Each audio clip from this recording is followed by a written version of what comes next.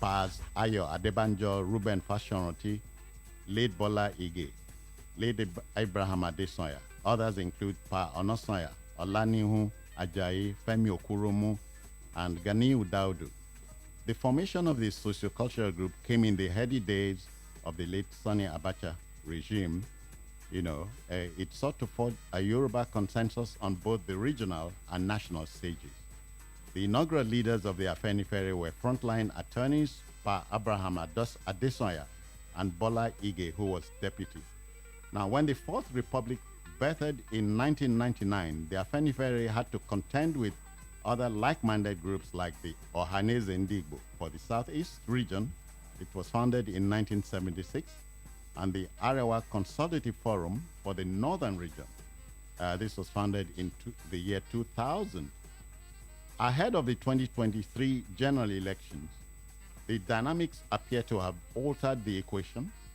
The Afenifere appears to be in a quandary over presidential ambitions of Asiwaju Ahmed Tinubu of the APC and Mr. Peter Gregory Obi of the Labour Party. A leadership crisis has rocked the once cohesive Yoruba socio-cultural group Afenifere, whereas Pa Ruben Fasoranti insisted that he remains the undisputed leader of the bunch.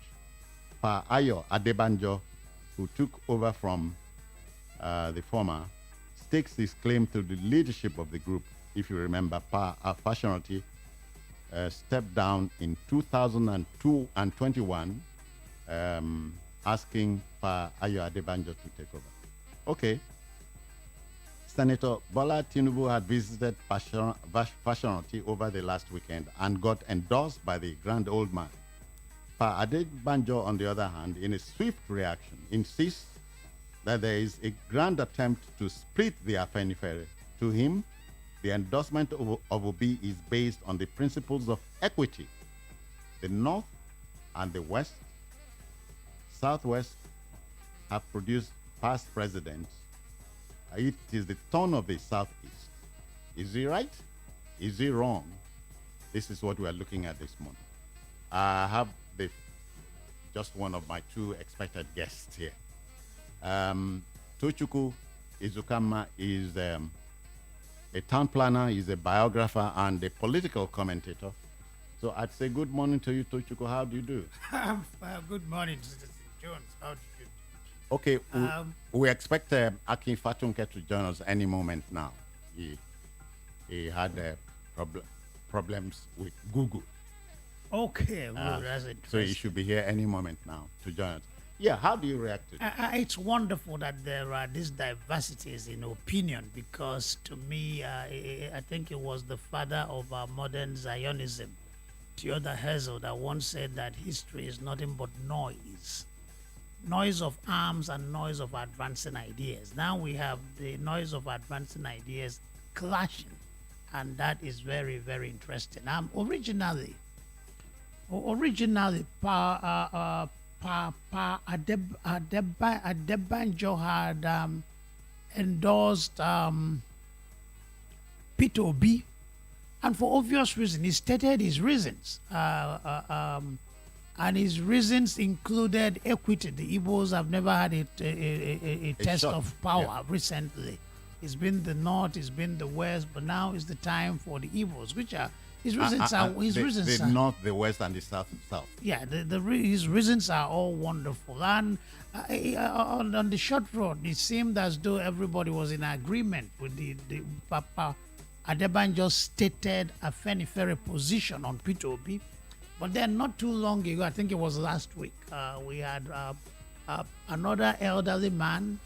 And the thing is that these men are quite old. Fasoranti is 96 years old. Adebanjo is 94. So they are not men you take for granted. The Igbos say that children, babies see the spirit. At some point or at some certain age, grown men start seeing the spirits too. Children see spirit. Now I know that. They do. And at some age, you expect men to start seeing spirits because they're almost at the point of crossing to the other side. Okay. So they must have been They are in this privileged position to possibly commune with the spirits. So there are two elderly men that we take very seriously. Fasoranti, endorsed Ashwaju, but then turned around to say, I did not endorse him. He came for prayers and I prayed for him. And I can also pray for any other person that comes for prayers. So the old man is playing politics?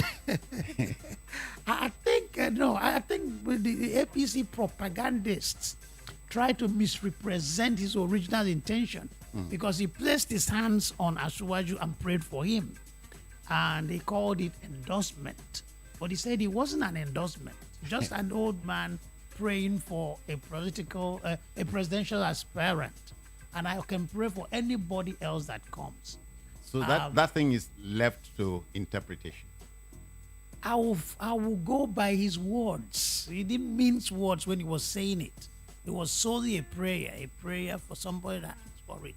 If anyone else asks for it, I'll pray for. And he maintained as father figure, as an elderly statesman, and he made it clear that he's not questioning Papa Adebanjo's position as the leader. He respects the fact that this is the leader of APC, who therefore has the right to speak for APC, no, not APC, Afenifere. So I don't think the controversy is there, if not that the politicians invariably must play politics. People are playing politics with different statements, but the facts are there.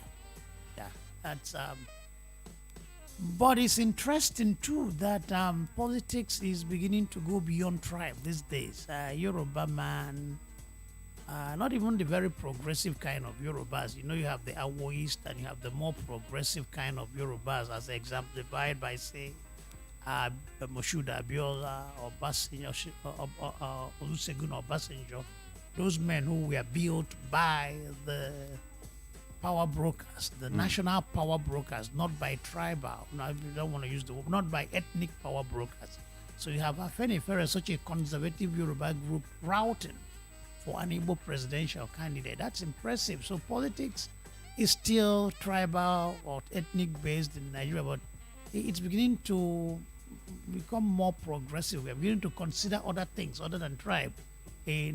Are you not surprised that most of the fault lines we are experiencing now, clannishness, religion, and all that, typified the First Republic?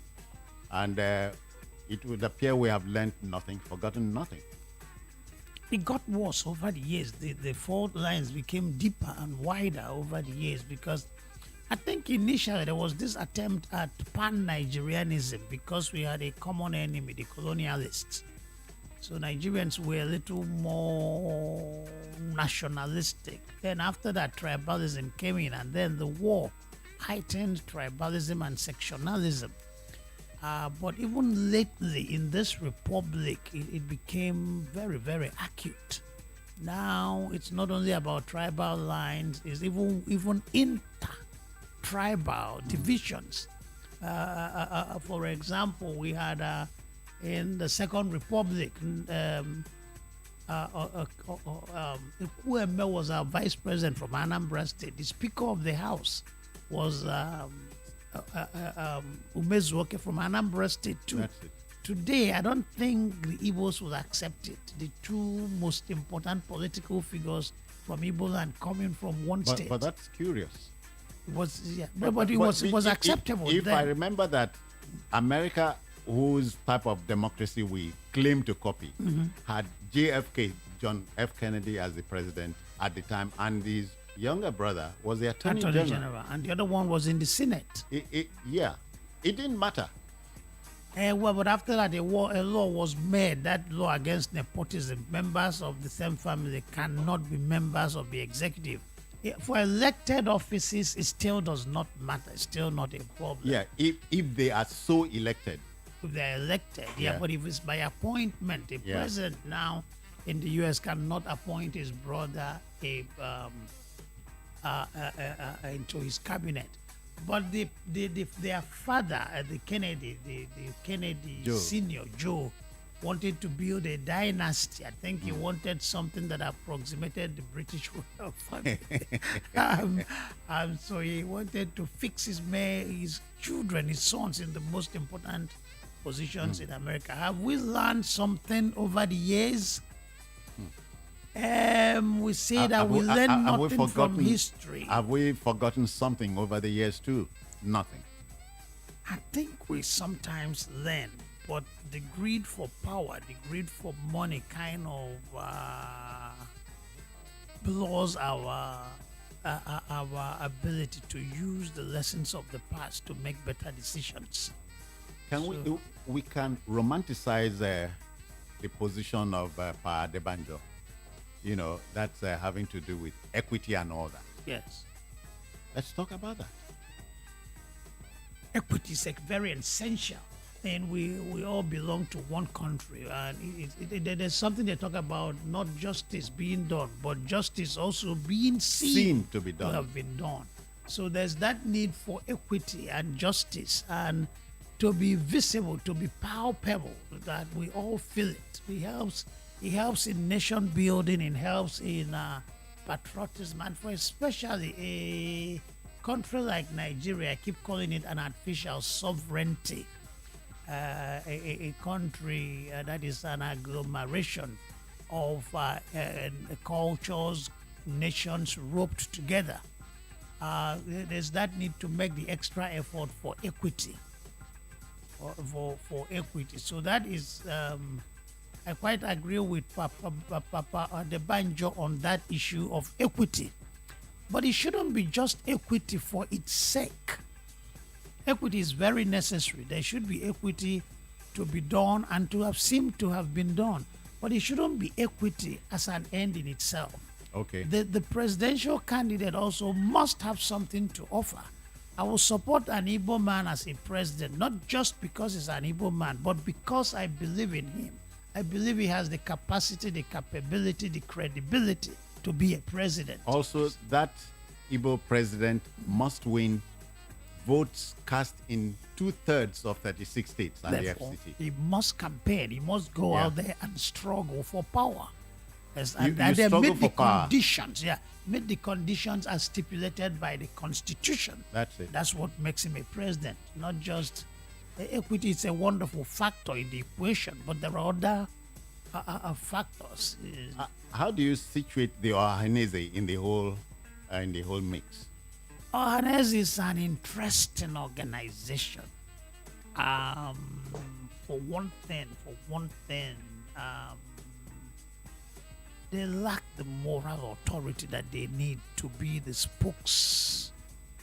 The organization lacks the moral authority it needs to be the ultimate spokes organization for the Igbo. They lack it. There's corruption within the organization. There's a lot of inequity, lack of transparency, lack of democracy within the organization. And the leaders of Ohanaeze have been over the years compromised by the powers that be. So sometimes they double talk on issues like, for example, IPOB. You hardly get them being very definite. They hardly define their positions, like the Yoruba groups always do. You see something like what they are doing is not fine, but they are our children. Are we going to drive them away? That middle position, that is, you have ended up saying nothing. If what they are doing is wrong, they need to be reprimanded. If what they are doing what's right is right, what's wrong is wrong. That's my approach. So Ohanaeze does things, that ambivalent situation. They have right to object. They have right to protest. But we may have problem with their approach. You have also said nothing. Define your position. Ohanaeze cannot. In the issue of IPOB, they were afraid of Nnamdi Kalu's mass following. They didn't agree with him. But on the other hand, they couldn't challenge him. So they kept trying to walk this fine line. They remained ambivalent. Okay? Yeah. And But playing safe? they have no choice because they lack the moral authority. So when some folks talk about consensus building in the southeast, Yes, I wonder how you react to it. consensus. Yeah. Every group, every ethnic group needs a consensus. Some people mistakenly call it speaking with one voice. Okay. But you don't speak with one voice. And history has offered us the instructive precedent that speaking with one voice leads to charlatanism, it leads to dictatorship, and it nudges countries down the path of destruction. Nazi all right, Germany. Quickly, let me welcome Aki Fatunke. Aki, good morning to you, and sorry Google misled you. Thank you very much. I hope Google will not mislead the whole of Nigeria, or Nigeria will not mislead Google. Cece Jones, it's a pleasure to be here, and Tochukwu, my dear friend and brother. Nice. It's a totally new environment. Yes. I tell you, you know, El Rufai was talking about the fact that if what happened in Kaduna can happen here, in terms of geomapping and just ensuring that people know how to really navigate. And then somebody in Lagos was now then saying Lagos is the center hub of it all. And Rufai now then said, I can show you. You know what has happened is that when you say you are going east north to this particular direction, and so you are asking for, I don't know why that happens in this part of our world. People will misdirect you.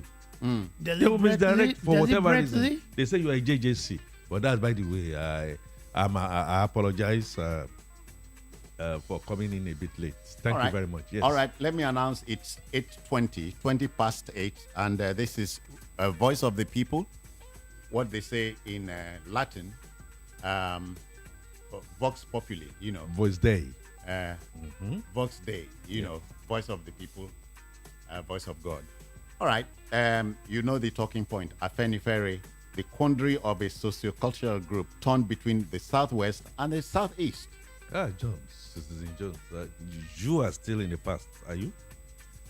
I'm in the present. Oh, you are in the present. Yeah. Well, okay, maybe you need to leap to the future. And I'm sure you've had the coinage of Ohanaeze. Ohanaeze. That's the new one. That's an interesting Ohanaeze is now gone beyond the Sheikh, beyond the Niger, across the Niger, and that Ohanaeze. Yes, that's interesting. And that we should now be what makes you wonder how to spell it. Ohanifere. Oha. As if I don't know. All right. So Pa Adebanjo and Pa Fasoranti. Let me say quickly here and there, to the extent that we've had intermarriages, to the extent that our intercourse culturally has always been there, albeit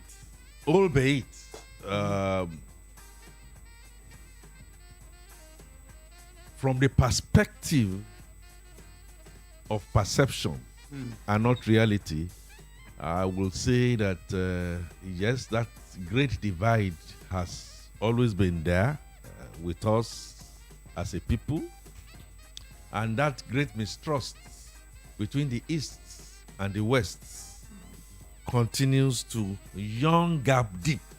Yes. I will say, yes, I have heard about the altercation. Okay, should I call it altercation? Between Fasoranti and Pa Adebanjo on the question of politics. Who should we be? Who should we endorse? Who should we be endorsing? Who should we have as our candidate? And who should we not be having as a candidate? So let me clearly say that in the tradition of elders, the saying that says when a tree is going to be cut, or when two children are about to cut a tree, the elder stays in the background and watches. I will tell you where that tree is likely to fall onto, right or left. It will either be right, as in right, or left, as in left, wrong. That is a traditional thing that I know wisdom has always dictated from the throne of the elders. However, modernity has now then said, yes, elders, we know that is the way you should go, but please, if I am 18 or I'm of age, I should be able to discern between good or bad. However, I will not discard your wisdom. Yeah. All my circumlocution is saying something that, yes, elders can come and say this is where you should go, but should be done with a lot of circumspection. If it is a cultural organization, like the KBCs and the OBs want to do, give your direction. Let people see your hands, but be very, very careful with your voice, because if they are children of the same parents or of the same heritage, and you say one particular one is the one that I have, what do you call it, my, that I want to back against the other, you never know. Like the biblical Abraham and the one that saw salt. You do not know who Lot. Yes, you do not know where Lot, after casting his lot, will land onto, and perchance things don't work out the way you felt they should work. Then where does that leave you? But must things work It out? leaves you in a bit of a quandary. Wisdom dictates that if you are a parent, if you are a KBC or an Oba, or you are supposed to be a natural arbiter, please be very careful with the pronouncements that you make with your mouth. Very Otherwise, important. Very important. Otherwise, you might think things will go right. If it goes left, then you have much more of a division. Yeah, That's my position. I'm reminded in this connection of a very famous line by some great man of the past. He said the age of mental activity is between ages 18 and 40. At 18, Tochukwu and Akin, you know the questions. At 40, you are supposed to have known the answers. But does it work like that in politics? But there's some element of risk in everything we do. Okay. The two elderly men, of course, are very circumspect. They know what they are doing. But they cannot read tomorrow. They have not professed to possess prophetic powers. So they know they are gambling. Life in itself is a gamble. Okay? So it doesn't mean that the person you are endorsing must win. He can also lose. Yeah. But for the repose of your conscience, you have stated it like you felt it. You have supported the person you consider the right candidate. And what happens beyond that is beyond your control. So the two men are speaking sense. The two men are taking the inherent, inevitable risk in politics. So let it go either way. Yeah, But Akin has just joined the fray. Tochukwu, you broached this subject, the question earlier on. I asked Akin the question of equity. Pa Adebanjo is saying, for equity, allow Peter Obi, let Afenifere root for Peter Obi, whereas Pa Fasoranti says, Tinubu came here, I blessed him, and so that Pa Adebanjo cannot claim to be speaking for the Afenifere. Gets back to Chukwu is talking about risk management here, which I respect. In everything that we do, there's, like he says, element of risk. yes, For crying out loud, you're being here yes, today, Was a risk. there are risks inherent. Yes, yes. I mean, you took a risk in getting here. Yes. 1,001 things can happen to you as you join that plane. It may land, it may not land. Exactly. You keep on asking yourself, what if? What if? The what if question, therefore, is the wisdom between knowledge, boldness, chivalry, and like he says, and like we just said here, Wisdom that's the sound between good and evil. and bad. Okay.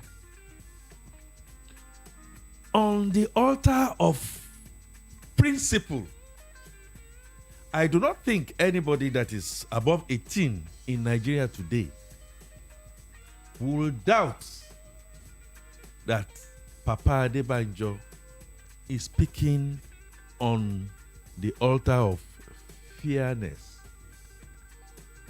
But fairness to what goal and to what extent? Let me go back and say something to you. At one point in time, in the historical, take it as a historical book that we call the Bible, there was a dispute. And don't forget, no two sides can ever win an argument. No matter how you feel about it.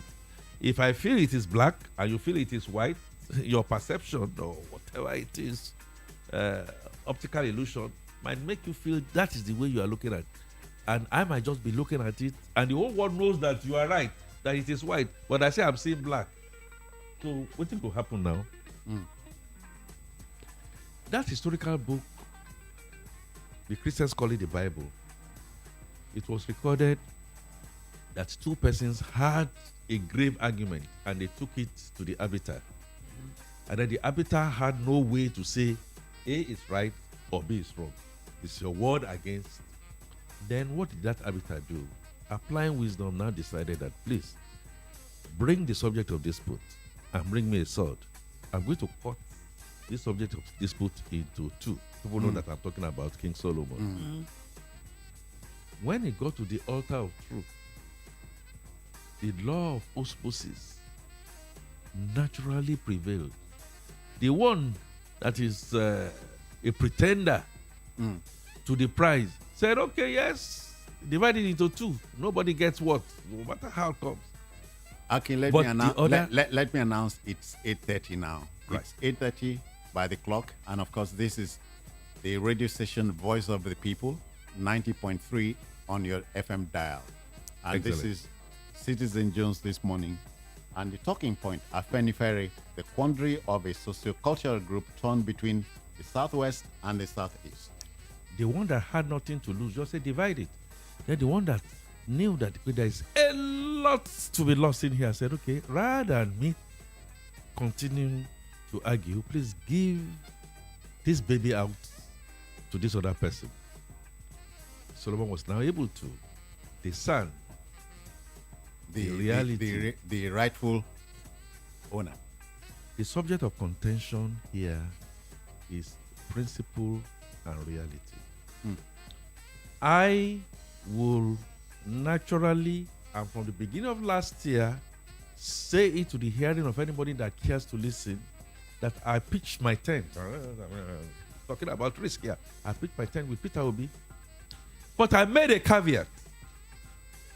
I pitched my tent with Peter Obi if my brothers and sisters from the southeast will play the ball with a lot of wisdom so that at the end of the day, it doesn't now look like a tribal divide. I made that. I've said it on television, I've said it on radio, because I had my fears that when the come becomes like, by the way, When the comes to become. we may falter it. I know that I have to be very careful with how I speak on radio, but truth must be told that walking around the politics, and Peter Obi tried his utmost best. He tried his utmost best to distance himself, but the perception now came so heavily. And then somebody's now then saying, yeah, okay, that is the principle. Let's go back to history. Have we always had, in this stricto sensu sense of looking at it, have we always had this kind of divide? Have we always said, yes, it is south of the southwest, it is south, it is tongue of the southeast, it is south of the north, and all that? Have we always been getting a consensus to now then say, if that is so, certain other people should not be contested?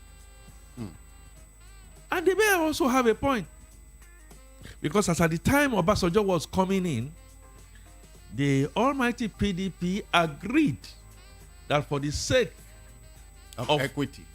Abiola, now, Okay. before you talk equity, with Abiola, let's look at the morality. Let it go Okay. to the, let's compensate the South. And Ekweme came out. Ekweme contested ferociously. A lot of some of the things that came out here to come out. So beyond that equity, now then say, okay, no, all right. If equity is not going to fall in place, can we throw our hats into the ring and then see how? Who? I had warned that if the Southeast needed this so badly, and I think they deserve to have it on the altar of equity, please play a little bit of a fool. Oh. Play a little bit of a fool. Does not make you less, less a contender, because you cannot stand on one leg. Unfortunately, that's the reality of Nigeria, and decide that you are going to grab it. You need to be able to reach out. Much later, my candidate Peter Obi started to do that. Then I made a statement. Let me tell you the statement I made, and it can be verified. I said, even Bola Tinubu, who is from the southwest, you might have to find a way to reach out to him. Yes, at the end of the day, he may shut his door on your face.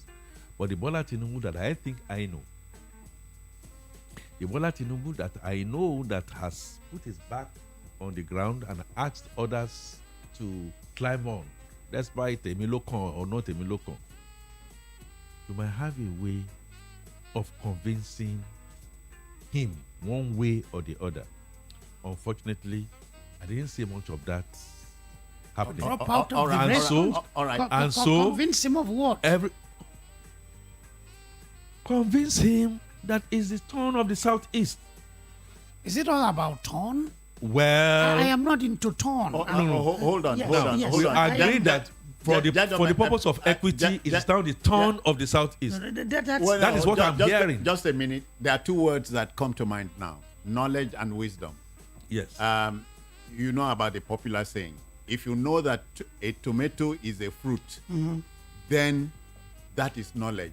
But if you know that when you are preparing a fruit salad, you don't apply the tomato, that's wisdom. So we are having to deal with knowledge and wisdom. What do I mean? The Southeast had supported wholeheartedly the PDP for so long, yes. since 1999. But as we sit here today, Peter Gregory Obi is the frontline candidate, the presidential candidate of the Labour Party. So it means the Southeast will shift from supporting the PDP to the Labour Party. Does it make sense here? We're not talking about parties. We're talking about No. individual. You don't Because- want to apply to what we are saying? No, Papa Adebayo is talking about Adebanjo. Adebanjo is talking about equity. Yes. But he also made a point. If you vote for the wrong candidate, Yes. I will be in my grave relaxing and you suffer it. Okay. So he sees Obi as the right candidate. I don't believe in zoning. You can zone. You can have a what do they call a quota system for little kids. coming Otherwise, you into- don't believe in turn by turn. No, I don't believe in turn by turn. Okay. I am not supporting Obi because of turn by turn. I am supporting Obi because he's a better candidate than the other two candidates. Now- Then equity is a secondary issue. If it was like some other Igbo politicians, I would not support them regardless of equity. So Obi has something to offer. Nigerians are sick and tired of PDP. The same with APC. We are looking for something, an alternative. And we are looking for a man that has demonstrated incorruptibility within limits of human concerns. Tochukwu. We are looking for a man that has shown that he can be a governor and still be humble. He can get the job done. Yeah. That's my concern. So equity, in the case of Moshood Abiola won the election. Fair and square. Yes. So you have to appease the Yorubas who has made it clear. You must respect his victory. So of the the word Obido at peace. that point was appeasement. Yes. In this case, nobody has won this election. Therefore, you are not giving it to any ethnic group because of you're not appeasing anybody. Where I have a digress with my dear friend Tochukwu yes. is that we can't appropriate and reprobate. At the same time, we either face it squarely or we continue to Face what squarely? I don't understand. face where we are going squarely. When you say to me that you do not believe in turn by turn, No. you are indirectly saying, and Yes. you are indirectly saying that you are going for merit. Of course. Now hang on. When you now then say it is merit, it's going to be a bit preposterous for you to judge merit from your prison. Because, like I said, You expect me to judge it from whose prison? no. It has to be a prism of give fairness, make an open, level field. The one that you feel is the devil's advocate might be a William Tell. He might be a William Tell. all right. At the end of the day, okay, let me announce. for me, the let me appeasement is announce such that it's 20 minutes. Hold on, it's 20 minutes to 9. Yeah. And of course, so we have 20 minutes to go. Okay. Let's open the telephone lines. Let the listener be a part of it. Afenifere, the quandary of a socio-cultural group torn between the Southwest and the Southeast. And the two discussants are Tochukwu Ezukama, town planner, biographer, and political commentator, and Akin Fatunke, chartered accountant and national affairs commentator. Yeah, the telephone number 0700 903 903 903. There's the caller here. Good morning to you. Hello, Citizen Jones. Good morning. I greet you, sir. Yes, my name is Chuka Chute. I me- greet you. Yes. Let me commend the two analysts you have with you. I'm sure they are either in their 50s or maybe they might have crossed 17, and I'm sure you have crossed 17. They are grandfathers in their Yes. respective rights. Okay, with due respect to them. Yes. I have never known Tochukwu to be a pro-Igbo analyst. What? And people listening to him today, yes, because I've had him vehemently oppose secession. Or they Yes, talk about I am Biafra. opposed to secession, yes. Yes, I know. I've listened to you separately. Yes. Yes. Having said that, people listening to you today may think you are a pro-Igbo. But I can see the prism you are coming, you are looking at. Again, I think Mr. Akin Fatunke has a point, because sometimes politics is looked at in a way of horse trading. I think what Mr. Akin is saying is that Obi could have, in a subtle manner, reached out to Tinubu and possibly work out some agreements by way of horse trading. So, for those who are listening, I appreciate the position of Mr. Tochukwu today. And I commend him for that position. Thank you very much. You're welcome. Yes, I check a Chude. I think the truth of the matter is that sometimes you stoop to conquer. And I have seen, let me say, my candidate in Peter Obi now stooping to conquer. It's the turn of the listener. So another caller is there. Good morning to you. Please keep your radio out of it if you want me to take you. Hello. Yeah, your name, where you're calling from? My name is Frank. I'm calling from Ikeja. Well, be frank, let's go on. Yes, you mentioned clearly before this the other gentleman came in that this situation typifies the First Republic. That means very simple, that Nigeria has not even moved from the First Republic, or we have returned behind First Republic, where it was Yoruba, Igbo, Hausa, South, East, West, North. Now, we are also coming with another power block. That is the Fulani power block. It shows clearly here that we have not started, or we are moving to 1967 and 1966. Are you done? Okay. Please, I don't think you rested your case, but call back. Yeah. The thing about stooping to conquer, it's a problem I've always had.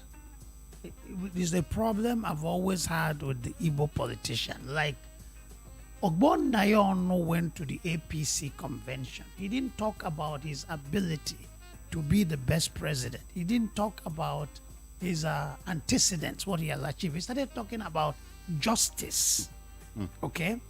And I was so turned off because it wasn't justice. He was talking about handout. Give me this presidency because an Igbo man has never been president. To me, that was profound nonsense. Nobody will give you presidency because it's your turn. You have to sell yourself. And after you sell yourself to Nigerians, other things will be added. After all, So- Donald Trump in the U.S. is reselling himself. Hello. Good morning to you. Yeah, your name, good where morning, you're calling yeah. from. Yeah. This is John Legend calling from Mushi. All right then. You're on air. Yeah.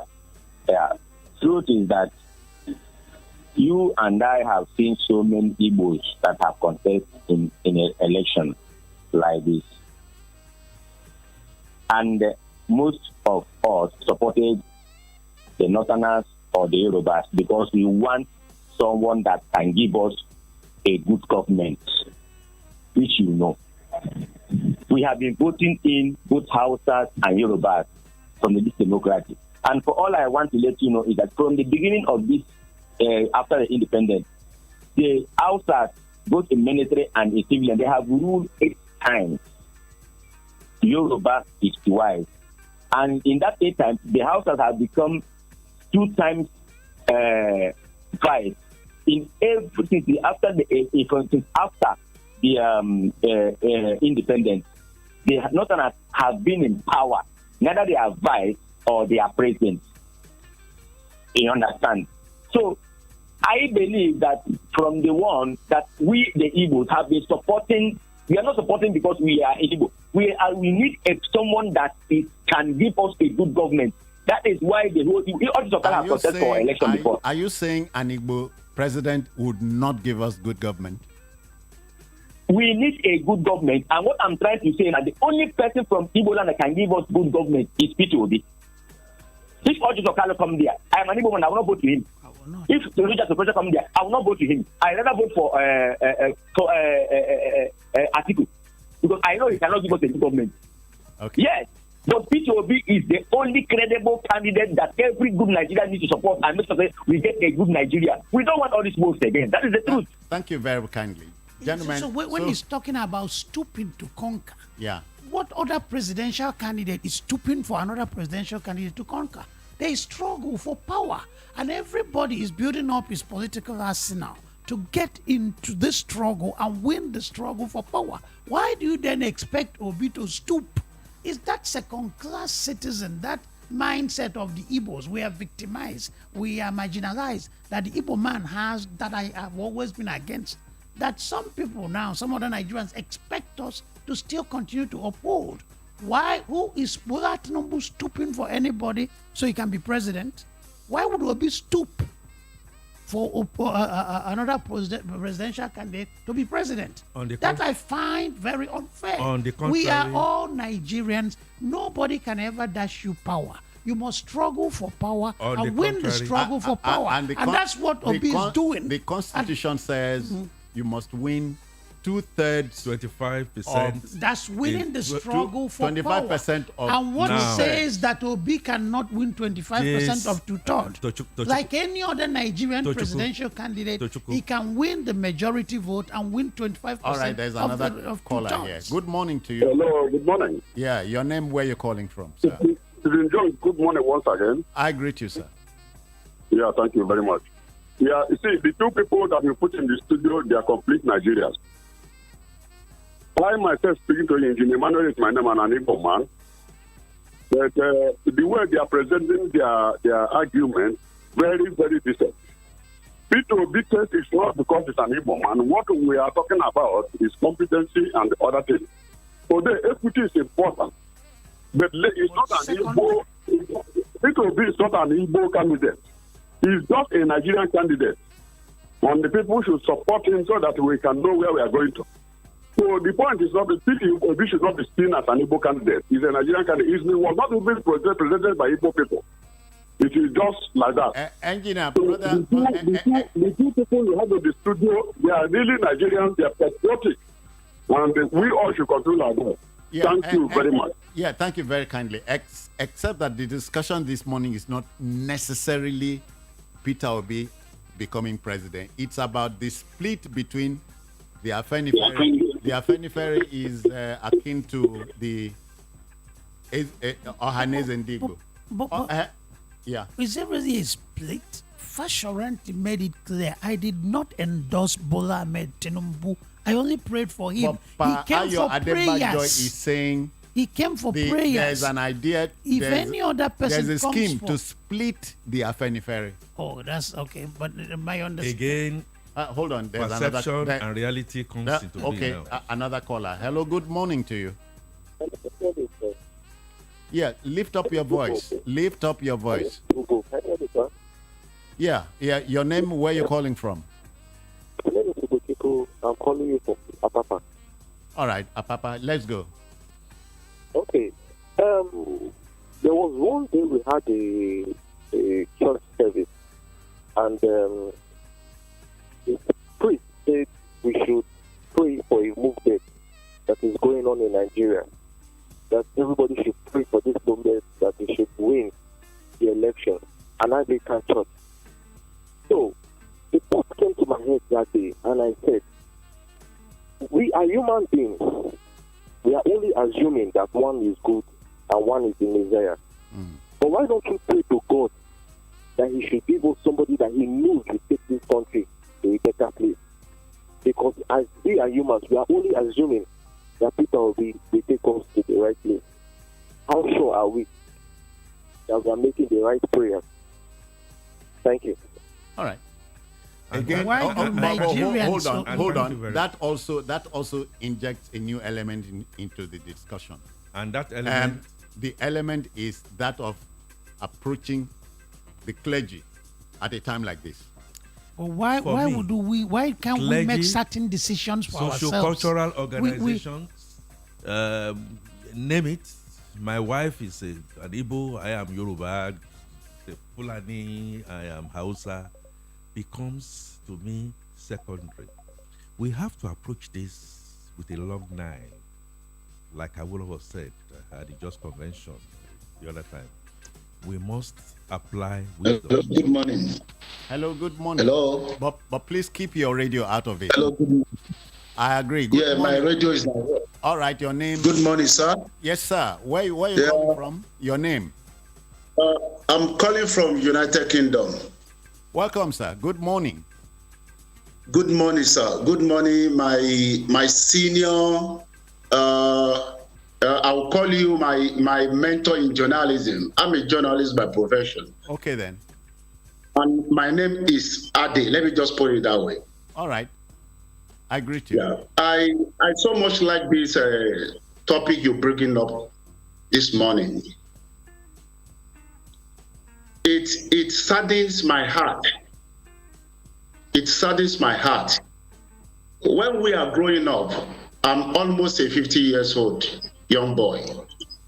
I noticed that the narrative about political, setting in Nigeria remained the same.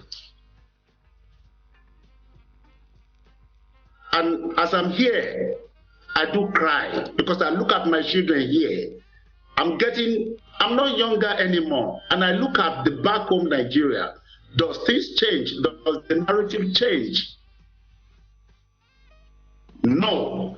Now, I don't want to go deeper into that, as that is not the main topic. Talking about Afenifere, I, as a younger boy, my parents was very poor. I go to secondary school by scholarship. That encouraged me. When I now finish my ND in mass communication, then I developed that interest to join politics. And I went through AD. That is, I joined AD early in 1999, but I could not contest until I finished school. AD Afenifere is a well-organized, well-cultured, and well-intelligent people there, well-read people. I went for a primary election under AD, Alliance for Democracy. I don't want to mention that local government. People will know I'm the one. So when I won that primary election, my primary election certificate was given to me at Pa Abraham Adesoya house in Ijebubo. That Baba was still alive. There's a style and way they do things. Though they might have their, SSEs as Agbalagba. But at the same time, Enitoba Madagba, Kodibuagba. Meaning the man will no go or abuse an elder. Yeah. Go on. Yes. You don't abuse an elder. Take us home in time. Time. So what I wanted to say is this: the issue of Afenifere being divided is a pre-planned thing to weaken the strength of those Baba, because those Baba have a way of assessing you, who you are, your personality, before they can agree to put you forward for an election. But there's some people, those processes were not good with them. They want to break that power. May God help us in Nigeria. May God help us. Not only in Yoruba. I'm not biased about Igbo, Hausa. The only thing is to make that country work. All right. God will bless you, sir. Bless you too. Gentlemen, let's begin to take it home. I will take it home by saying that I know Peter Obi personally. I know Bola Ahmed Tinubu personally. Turaki Adamawa, not so personally. And I can say for free that some of us in our career have stood up to Bola Ahmed Tinubu. I used to work in ExxonMobil. And please, pardon me, we asked the question.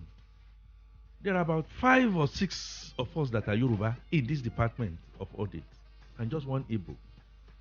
And Bola Tinubu said, over my dead body, it is the Igbo guy. He's still alive. His name is Bakmo, and that's why I'm mentioning names.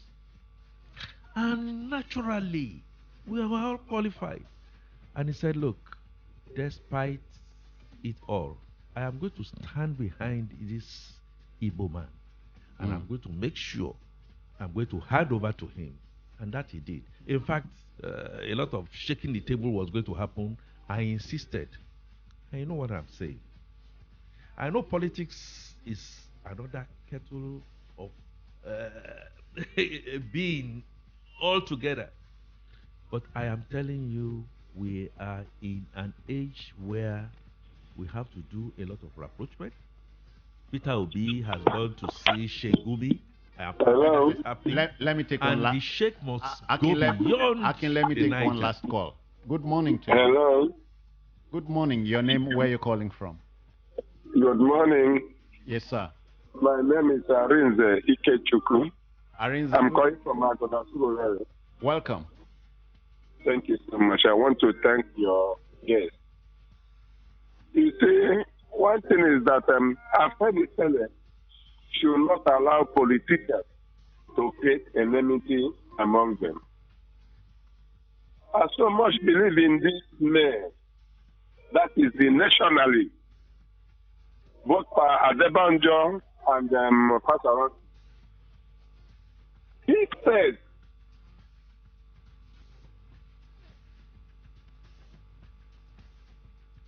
Are you there? Okay. That must be the last So call let me for just bury it. Yeah, bury it quickly. quickly. Adesanya made a statement and for Yoruba speaking, he said, Agba, Watunramu, Odongbariri. As an elder, please go and guard your loins because the river can sweep you away. I'm happy that Fasoranti has done the right thing in my own opinion, has made the clarity to say yes, he came for prayers and I've come to bless him. And in any case, Pa Adebanjo continues to be the acting leader of Afenifere. I'm happy that has happened. The shake across the Niger now should be more of discernment and emotional intelligence. It should not be a division. And I think we should continually shake our hands across the Niger. Yes, All right. I agree for equity's sake, is the turn of somebody, I insist, somebody from the southeast who is credible and Thank can you. deliver Tochukwu, the goods to Yes, us. Tochukwu, we have about a minute. It's wonderful that Afenifere endorsed, that's led by Papa Adebanjo. Okay. Endorsed P2B. It's important to note that the endorsement was not just based on turn by turn or equity. It was based on the character and the capability of the individual, P2B, the presidential candidate in question. Every other thing is secondary. Because if you elect the wrong person because of equity and justice, will suffer it. So we better elect the right person and then On the consider basis of capability and all that. yes. All right. Let me thank both of you, Tochukwu Ezukama and Akin Fatunke. Many thanks, gentlemen, for coming.